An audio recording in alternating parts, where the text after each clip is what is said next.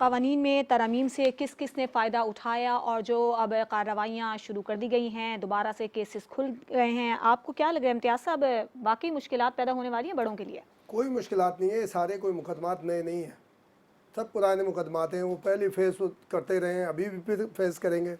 और दूसरा जो एनआरओ की काशिफ बात कर रहे थे ना, वो वापस हो गया था एनआरओ, अरबों रुपए के जी माफ़ करवाए थे। और वो तारीखी डील थी, अगर इसको डील का नाम भी दिया जाए, कि बेनज़ीर भुट्टो शहीद ने आमिर की वर्दी उतरवा दी थी उस डील के ज़रिए। अगर वो परवेज़ मुशर्रफ साहब की यूनिफॉर्म नहीं उतरवाती इस डील के ज़रिए तो मामलात फिर कुछ और ही होते। ये होता है सियासतदान, उसने सारे काम किए और उस डील में। और जो मैं बात कर रहा था कि पीपल्स पार्टी की लीडरशिप नहीं थी, वो 2002 वाले जो इलेक्शन, ये 2007 में हुआ है एनआरओ जो हुआ है, और वो एनआरओ भी ख़त्म कर दिया गया था सारे। जैसे आज ये सुप्रीम कोर्ट का फैसला आया, उस वक्त भी सुप्रीम कोर्ट का फैसला आया था, इफ्तिखार चौधरी साहब ने किया था। और इफ्तिखार चौधरी साहब ने भी आखिरी दिनों में किया था कि जनाब एनआरओ कैंसिल और ये सारी चीज़ें, और वो भी मुकदमात वापस हुए थे। कोई वो नहीं हुआ था कि जी उससे कोई बड़ा बेनिफिट, और शहादत हो गई थी उस वक्त बीबी के खिलाफ, तो ऐसा कोई इतना बड़ा वो नहीं था। और दूसरी बात यह है कि देखें, वैलिडिटी इंतखाबात की किसी के होने ना होने से नहीं होती। 2018 में क्या कोई सियासी जमात थी जो नहीं थी? सारी के सारे थे और बड़े दमादम थे, और नवाज शरीफ साहब सिर्फ जेल में थे। और क्या आरटीए सिस्टम बैठ गया?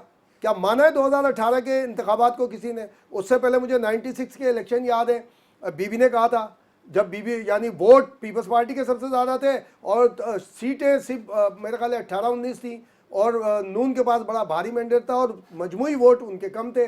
उसके बाद बीबी ने कहा था हम नहीं मानते इसको, लेकिन जमहूरियत के वसीतर मफाद में हम हाउस के अंदर बैठेंगे। तो वैलिडिटी का ताल्लुक ये नहीं होता कि जी कौन अंदर उसमें होगा, ये सारा होता है कि अल्लाह करे कोई ट्रांसपेरेंट इलेक्शन हो और उसके अंदर सारी चीज़ें। उसके लिए किसी केयरटेकर गवर्नमेंट की जरूरत नहीं है। हिंदुस्तान में कोई केयरटेकर नहीं होता, वही हुकूमत होती है। और 2-2 महीने 3-3 महीने के बाद रिजल्ट अनाउंस हो रहे होते हैं मुख्तलिफ इतनी रियासतों से आए हुए।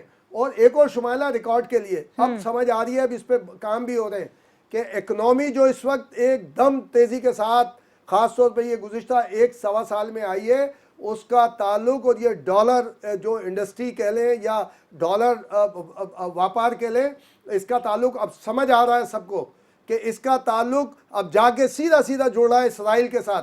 कि जो जो ममालिक हैं जो मुमकिन तौर पे उसको अपोज कर सकते हैं। आपको याद होगा साल 6 महीने पहले ईरान पे अगेन उसकी कई एक जो एक्टिविटी थी उसके ऊपर फिर पाबंदी लगाई गई थी साल 6 महीने पहले।